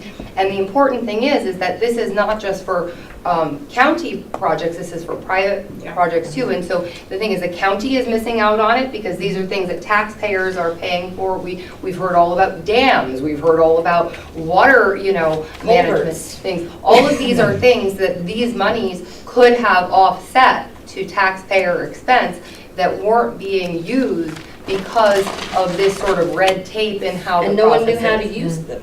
That's, Frankly. yeah, this has been since day one when I was on the Soil and Water Board, the same discussion with Lori Taylor. How confusing is it? And to their credit, to Neil and Lori Taylor, right? Yeah. If you're a county employee, do you want to do what I'm doing right now? Yeah. Nope, I'm not employed by the county, so I will gladly probably kick the unfortunate hornet's nest of I mean, I think we really need to discuss unraveling this and we it. need to get this solved. We're not going to do it tonight. Tonight we have a budgetary $8,000. Which also, and this is not the appropriate committee for that anyway. I did want but to I think- clarify, we put this forward as a board acknowledging, you know, what we have, and we've had, you know, great discussions with Ms. Avisi, Yeah. but to make sure Cornell does not get lost in the weeds. Right, and so my next question, because I don't want to beat this horse, we can't make decisions on this Yes. tonight, but I want to go forward and see where this is going to be a physical services committee agenda item. Is that something that we need to discuss at that committee? Or prior, to avoid Going that during forward, crazy and budget I don't season. know. What about rules? What about going to the rules? Wouldn't that be the appropriate? I don't think any rules need to change. I mean, it's just No, we clear. have the rule, yeah, I think it's physical services, because I think it's under the purview of physical services, and I can double check with that, but I don't know. We have to put it in the correct department. I've been talking about having somebody come down from the state, from Soil and Water, and to educate the legislature. Because a lot of that hasn't happened, because if you're on the Soil and Water Board, you kind of understand, but I don't think the legislature does. So I think we need to go forward and deal with it at that correct committee, but it's not going to happen tonight. We have a budgetary for seedling sale for $8,000. Legislator Crowley, is this going to be? No, it's going to take 2 seconds, but I had my hand up before an I'm answer. sorry, I didn't see her. We're on the public. Yeah, no, I get it. And she was done, and it was before legislator had a need to. That's why I raised it higher. It's okay. Sorry. No, I thought maybe with looking at the state accountability that you have to file every year, if you can look back and see who's filed them, maybe that would give some accountability to, or can we not? We do that I think at a different, because we'll start a whole new conversation. I just wanted to make sure that. I was just thinking on your end to get some accountability Already of the have past. seen them, yes, yeah, that's and it is more confusing, so. And our fiscal oversight really Love is. Cornell, we love this seedling sale, and to the point, so that you guys know, they have to purchase their seedlings between September and November to get the best price, to get the best availability for it, so that they can do it in April 2026. So I know our resolution said 2025.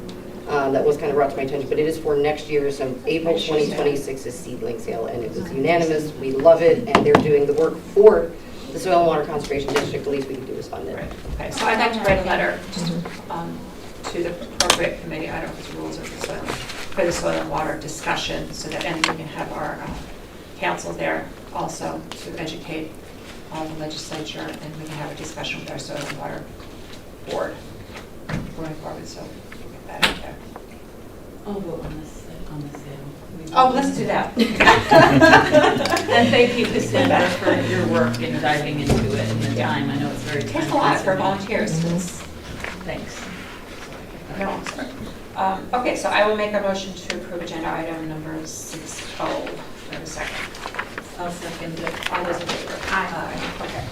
Agenda item 6P.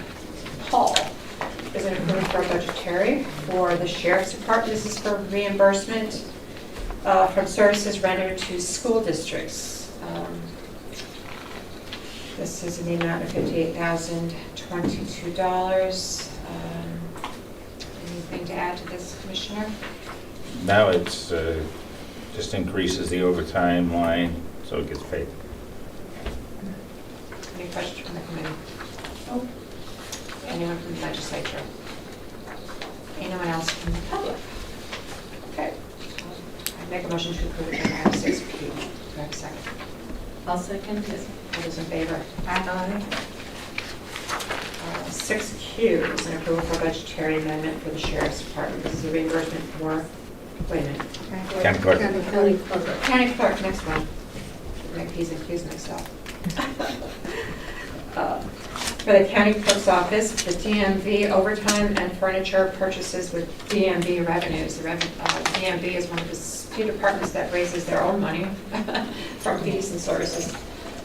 For the public, this is in the amount of $18,500, and they're using it for overtime and furniture and fixtures. Any questions or comments from the committee? Commissioner Crowley. You know, we're separate from the state. We're one of the few counties that have our own working clerk that is not directly working for the state, if I'm saying that properly. And Mike Bartolotti and his team go above and beyond with passport services, Real ID services. They work with, getting all these mobile office hours going for constituents all over the county. And I really think they deserve a round of applause because they have residents calling from all over the state to come here to get whatever services they need because they are just so accommodating. So I think it's a big shout out to them and just their hard work. Agreed. Customer service. Yeah. Great customer service. Yes, if you were a state run versus a county run, you would not get what you get now. We're very lucky. No way, no how. Top notch.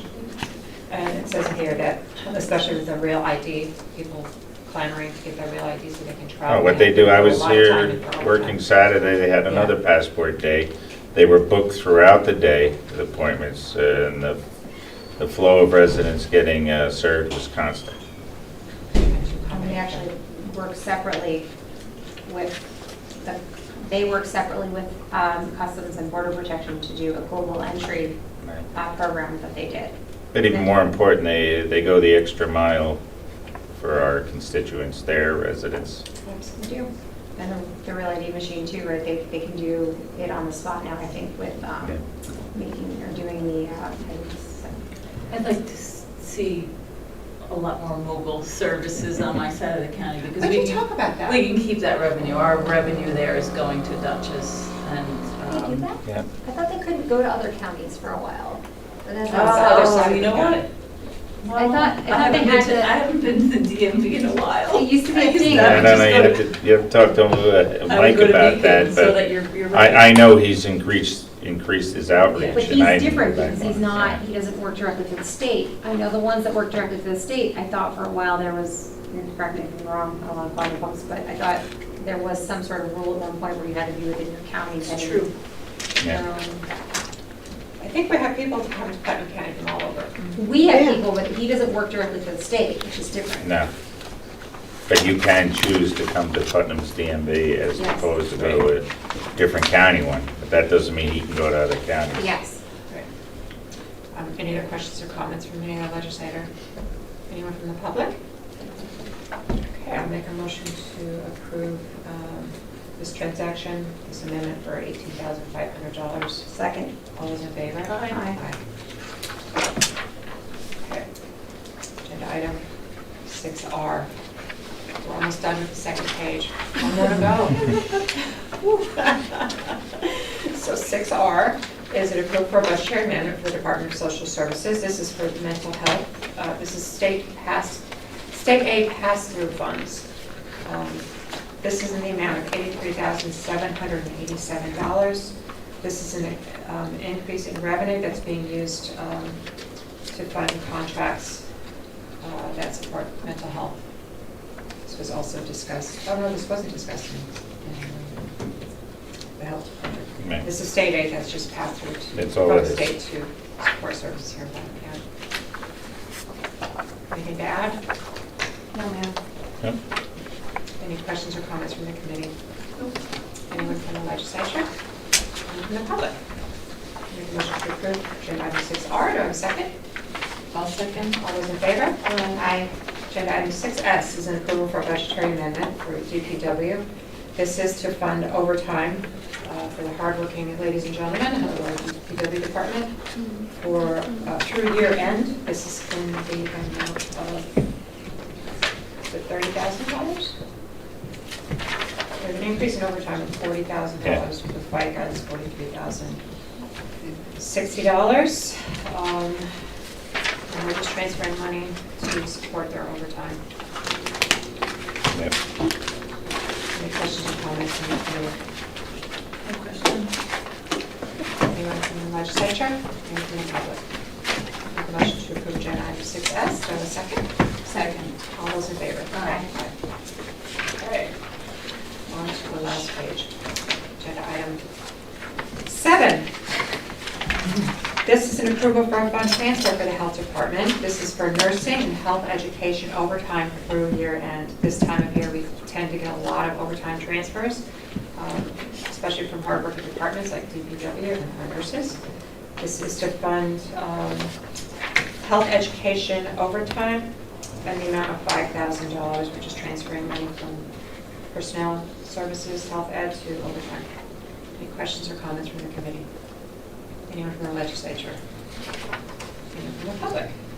Making a motion to approve agenda item 7. Do I have a second? Second. All those in favor? Aye. Agenda item number 8. This is also for the health department. This was reviewed in our personnel department. This is for nursing overtime for through year end. This is in the amount of $20,000. This is to, if so many vacancies in our nursing department, we're transferring money from the vacancy position into our overtime. Any questions or comments from the committee? No comments. Anyone from the legislature? Anyone from the public? Make a motion to approve agenda item number 8. Do I have a second? Second. All those in favor? Aye. Agenda item number 9. This is for signature. This is for an approval for fund transfer from the finance department. This is to fund a temporary part-time clerk.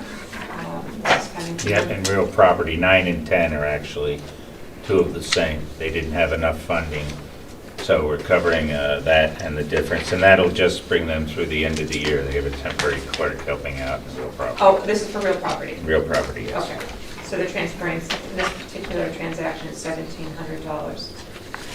Any questions or comments from the legislator? Either from the public?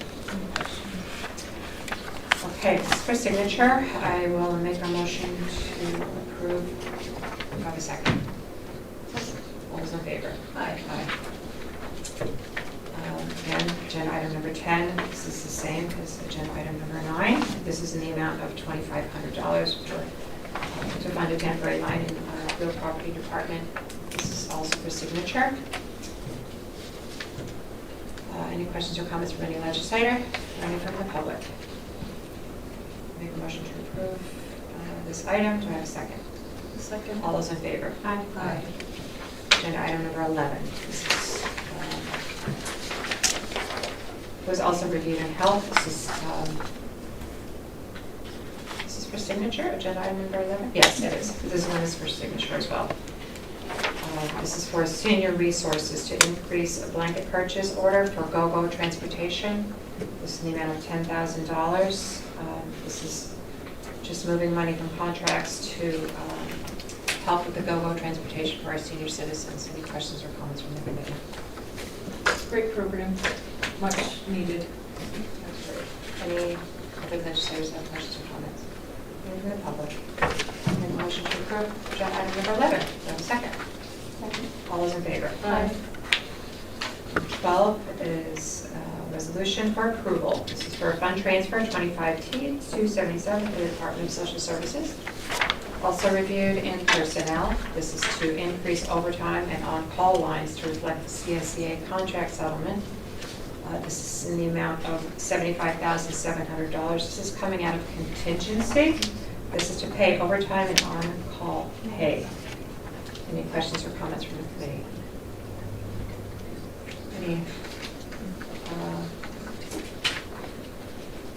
Any comments on this, Commissioner? No. That was part of the negotiated CSEA contract. You had a lot of money in contingency for that. Yeah. And we're just pulling this out. This was planned for. This is budgeted. Any other legislators have questions? Any from the public? Make a motion to approve agenda item number 12. Do I have a second? Second. All those in favor? Aye. Agenda item 13, this is an approval for budgetary transfer for finance. This is for employee vacation payouts. This is for several positions, including legislative clerk, commissioner of finance, undersheriff. This is in the amount of $134,362. We're just paying out overtime. No, and it's vacations, retirements. I guess this would be the appropriate time to say this. Far be it for me to try and top John Tully. But, but congratulations. And sometimes we lose good people for good reasons. I think this is one of them. They come back. But even so, I think as far as succession plans go, you guys have got a great. I agree. That's my opinion. So, just letting you all know that, and you'll be missed. Thanks. That's it. Okay. I saw Glynwood. I'm hungry just like everybody else is. I know it. Good talk. Yeah. Any other questions from any of the legislators? About cows at Glynwood? No. Nope. No. Any from the public? Okay. Make a motion to approve agenda item 13. Do I have a second? Second. All those in favor? Aye. 14, this is an approval for the Emergency Service Department for 911 dispatch overtime through year end. Again, we have the overtime transfers as we get closer to year end. This is in the amount of $90,000. This is transfer needed funding to cover our 911 dispatchers overtime. Another department that's sorely understaffed. Heard from folks there. Any questions or comments from the committee? Anyone from the legislature? The amount of $90,000. I'll make a motion to approve. Do I have a second? Second. All those in favor? Aye. 15, this is an approval for a fund transfer for the health department. This was also reviewed in personnel. This is in the amount of $6,410, and this is to fund a temporary line for the remaining of 2025 for nursing. Any questions or comments from the committee? No. Anyone from the legislature? Anyone from the public? Okay. Would someone like to make a motion to approve this? I'll make a motion to approve this. I'll second that. Yeah, second that. That's fun. Mix it up. Yeah, mix it up. All those in favor? Aye. Share the wealth. Agenda item 16. I have to recuse myself on this one as well, for prior reasons stated. Okay. This is an approval for a fund transfer for the Sheriff's Department, for the Corrections Department. This is for a title change from Office Assistant to Principal Account Clerk. This was also reviewed in personnel. Very straightforward. There's an increase in a title change for this department. Exactly. It's going to give more fiscal help to the Sheriff's Department, which you think is a good idea. It's going to be in the 26 budget, so we might as well start it right now. So this person's moving to that So they position. can recruit that position right now. Okay, and we'll review that again through the budget process as well. Okay, any questions or comments from the committee? Anyone from the legislature? Anyone from the public? like to make a motion? I'd like to make a motion. Looks like they really need this since March, actually. So I move to approve this. I'll second that. Roll call vote, please. Legislator Crowley, Recuse. Legislator Montgomery, Aye. Chairwoman Sage. Aye. Motion carries. Okay. Agenda item number 17 is an approval for a fund transfer. This is from Subcontingency going into to support the Hudson Valley Shakespeare Festival. This was also approved in concept at the Rules Committee. We had a great conversation with the folks from the Hudson Valley Shakespeare Festival. This is in the amount of $2,900. This is coming out of Subcontingency to support our outside agencies. Any questions or comments from the committee? Just a thank you for the commissioner in preparing the budget transfer, and you heard, a great presentation from our more than 34-year partner in Hudson Valley Shakespeare, and partnering with Putnam County in being one of the major employers in my district, their commitment to education and culture, and with this new project, making it accessible to physically disabled people to access with a major lighting infrastructure improvement to their new theater. So thank you. Any other legislators have any questions or comments?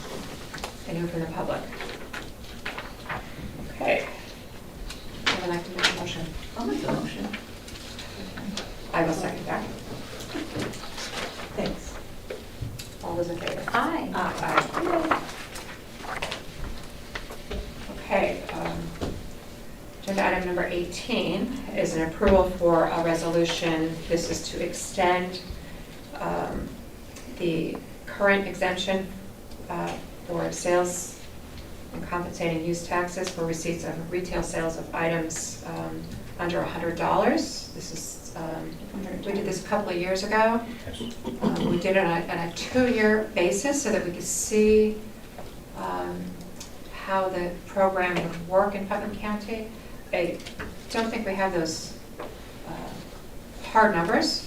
Yeah, I don't know what was given to you previously, but I can ask the state. As you know, we only get a bottom line number from the state. We're not privy to who's filed what sales returns and what's been paid and what hasn't been paid. But I will get in touch with them and try to get harder numbers. But what I can tell you is we assumed for the 26 budget presentation that this would continue. So at least for 1 year, and then you can decide what you want to do in 27. But in the 26 budget, we are accounting that this will still be in effect. Okay. Any discussion from the committee? I think it's been a good program. I don't know that I think it needs to be better advertised. I don't think a lot of people know about it. I was in Marshall's not that long ago, and they said something, and the girl said, "What do you mean, $110 we don't get taxed on?" And they don't know. So I think it needs to be advertised, and I think it's something small that we can do to help people shop in what little shopping we have here. But I think it's a good program, and I'm appreciative of it, as a mom of 4 especially. As a fashionista, I really appreciate it. She's really shining in her committee seat tonight. You're hired. My entire clothing budget may be under $110. Same thing. Those fishing pants are really expensive. Legislator Goldman. Thank you, Chairwoman. I think it's a wonderful program, actually. Whether you buy at a store, which we don't have many stores here in Putnam County, to buy shoes or clothing, but buying online, I mean, all you got to do is go through any community in Putnam County, and you see Amazon, you see the post office delivery, you see Federal Express, you see everyone. And a lot of that is clothing, and clothing from less than $110. So it's a tax savings for our residents, and this time of year it's a good thing because kids are going back to school, parents need some extra funds to put clothes on the backs of these children, and it's a good thing. I'll be supporting this, and I'm glad we're up for renewal. Legislator Russo. I just want to say the same thing. I think it's a great program. It's not just the few stores we have in Putnam, but it's everything that's online with Amazon. So I think it's a great program, and it does help every little bit. The only other thing I would add, which your crack clerk knows. Say that 3 times fast. Workplace I know, violence. try that 3 times fast. Your excellent clerk knows is that sales tax is very touchy about their resolutions. You gotta adopt them as they word them. It's exactly the way it was. Exactly. Yeah. It's just to let people know that this is, the state still gets their sales tax, it's not zero sales tax on your purchases, but the county is foregoing their portion of the sales tax for items under $110,000. And for me, I mean, I think any time we can save the taxpayer money and let them keep tax money in their pocket is a good thing for me. So, if there's anyone, any legislators, anyone from the public have any questions or comments? Okay, so this is for 1 year. As the commissioner said, we can approve this for 1 more year, and then we can approach it again next year at this time. And maybe by then, I mean, hopefully throughout the year, we'll get some hard numbers so we can see exactly how this is affecting our tax receipts. Sure. But I will make a motion to approve this resolution. Do I have a second? Second. All those in favor? Aye. Aye. Okay. Agenda item number 19. This is an appointment for the plumbing board. Was this reviewed in? No. Oh, it wasn't reviewed because, Legislator Birmingham, our chair of rules, said it was okay to go through, so we can move this through quickly for this volunteer to our plumbing board. This is for Ferdy Guerra to be appointed to our plumbing board. He has an extensive background and attached resume for perusal. I will ask for questions or comments from the committee. Thank you for stepping up. Yeah. Any other legislators? Any from the public? Okay. I will make a motion to approve this budget item. Do I have a second? Second. Okay. The final item this evening is an FYI. Just so you know. Pardon? I'm in favor, just Oh, so you good. know. It's an FYI. This Oh, is it's confidential. No, the appointment. We Oh. just have to call. Oh, did we not? We had a second, we just have to say. Oh, I'm sorry. That's All those in okay. favor? Aye. It's just late. Apologize. No, it's, we're hungry. We're ready to go. Think about those cows. Every budget item is important. Tomatoes, bread. We have a confidential report for our guardrail and property damage. That's an FYI for the legislature, should be shredded. We do not have any other business before us this evening, so I will make a motion to adjourn. Do I have a second? Second. All those in favor? I'm in Aye. favor of that. Thank you, good meetings.